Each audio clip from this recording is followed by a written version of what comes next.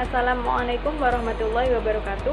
Perkenalkan, nama saya Mirna Sofiandani dari kelas 1B PGSD 2020 NPM 2013-053155. Di sini saya akan menjelaskan materi tentang Pancasila sebagai sistem filsafat. Yang pertama, pengertian filsafat.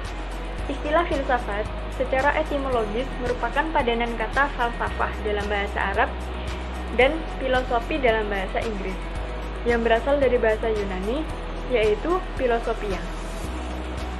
Kata filosofia merupakan kata majemuk yang tersusun dari kata philos dan atau philein yang berarti kekasih, sahabat, mencintai, dan kata sophia yang berarti kebijaksanaan, hikmat, kearifan, dan pengetahuan. Dengan demikian, filosofia secara harfiah berarti mencintai kebijaksanaan, mencintai hikmat, atau mencintai pengetahuan. Cinta mempunyai pengertian yang luas, sedangkan kebijaksanaan mempunyai arti yang bermacam-macam dan berbeda satu dari yang lainnya. Istilah filosofos pertama kali digunakan oleh Pythagoras. Ketika Pythagoras ditanya, "Apakah engkau seorang yang bijaksana?" Dengan rendah hati, Pythagoras menjawab, "Saya hanyalah filosofos." Ya, ini orang yang mencintai pengetahuan. Ada 3 pengertian filsafat. Yang pertama yaitu filsafat dalam arti proses dan filsafat dalam arti produk. Yang kedua, filsafat sebagai ilmu atau metode dan filsafat sebagai pandangan hidup. Yang ketiga, filsafat dalam arti teoritis dan filsafat dalam arti praktis. Pancasila dapat digolongkan sebagai filsafat dalam arti produk, sebagai pandangan hidup, dan dalam arti praktis. Hal ini berarti filsafat Pancasila mempunyai fungsi dan peranan sebagai pedoman dan pegangan dalam sikap, tingkah laku, dan perbuatan dalam kehidupan sehari-hari, dalam bermasyarakat, berbangsa, dan bernegara bagi bangsa Indonesia. Pengertian filsafat Pancasila. Pancasila sebagai filsafat mengandung pandangan, nilai, dan pemikiran yang dapat menjadi substansi dan isi pembentukan ideologi Pancasila. Filsafat Pancasila dapat didefinisikan secara ringkas sebagai refleksi kritis dan rasional tentang Pancasila sebagai dasar negara dan kenyataan budaya bangsa dengan tujuan untuk mendapatkan pokok-pokok pengertian yang mendasar dan menyeluruh. Pancasila dikatakan sebagai filsafat karena Pancasila merupakan hasil perenungan jiwa yang mendalam dan dilakukan oleh the founding father kita yang dituangkan dalam suatu sistem, oleh Ruslan Abdul Ghani. Filsafat Pancasila memberi pengetahuan dan pengertian ilmiah yaitu tentang hakikat dari Pancasila menurut Noto Nagoro.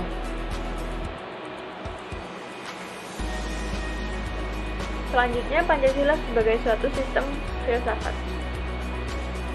Pembahasan mengenai Pancasila sebagai sistem filsafat dapat dilakukan dengan cara deduktif dan induktif. Yang pertama yaitu cara deduktif. Cara deduktif yaitu dengan mencari hakikat Pancasila serta menganalisis dan menyusunnya secara sistematis menjadi keutuhan pandangan yang komprehensif. Yang kedua yaitu cara induktif. Cara induktif yaitu dengan mengamati gejala-gejala sosial budaya masyarakat, merefleksikannya, dan menarik arti dari gejala-gejala tersebut.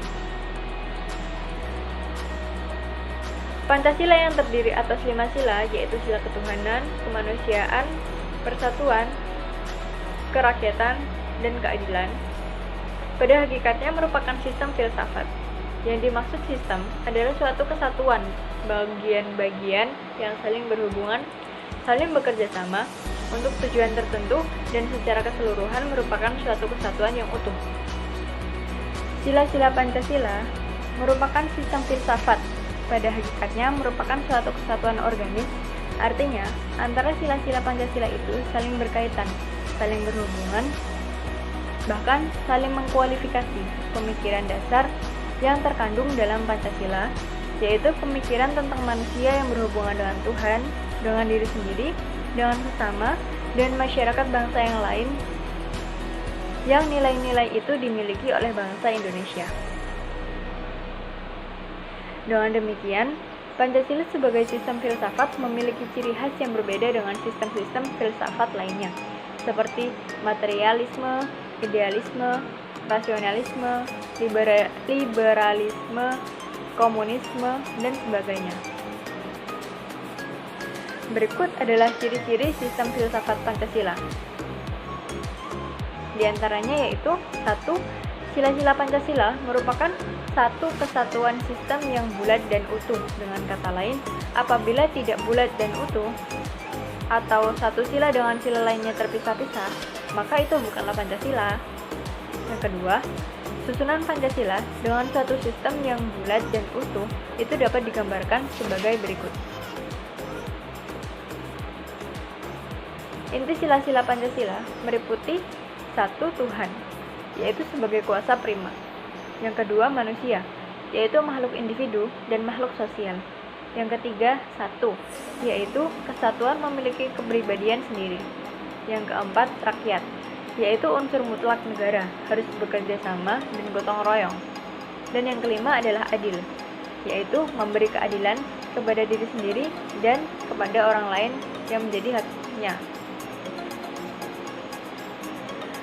Membahas Pancasila sebagai filsafat berarti mengungkapkan konsep-konsep kebenaran Pancasila yang bukan saja ditujukan pada bangsa Indonesia, melainkan juga bagi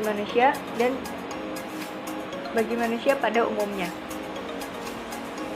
Wawasan filsafat meliputi bidang atau aspek penyelidikan ontologi, epistemologi, dan aksionologi. Ketiga bidang tersebut dapat dianggap mencakup kesemestaan.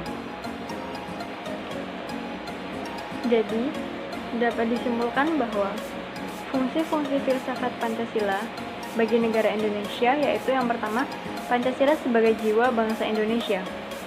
Yang kedua, Pancasila sebagai kepribadian bangsa Indonesia. Yang ketiga, Pancasila sebagai sumber dari segala sumber hukum yang ada di Indonesia. Dan yang keempat, Pancasila sebagai pandangan hidup bangsa Indonesia. Yang terakhir, Pancasila sebagai cita-cita dan tujuan bangsa Indonesia. Selain itu, tujuan filsafat Pancasila yaitu untuk menciptakan bangsa yang religius dan taat kepada Tuhan Yang Maha Esa. Menjadi bangsa yang menjunjung keadilan baik secara sosial maupun ekonomi. Menjadi bangsa yang menghargai hak asasi manusia lain seperti yang dirangkum dalam hubungan HAM dengan Pancasila sebagai dasar negara kita. Untuk menciptakan bangsa yang menjunjung tinggi demokrasi dan menjadi bangsa yang nasionalis dan mencintai tanah airnya, yaitu tanah air Indonesia. Mungkin sekian materi yang dapat saya sampaikan. Apabila terdapat kesalahan, mohon dimaafkan. Sekian, wassalamualaikum warahmatullahi wabarakatuh.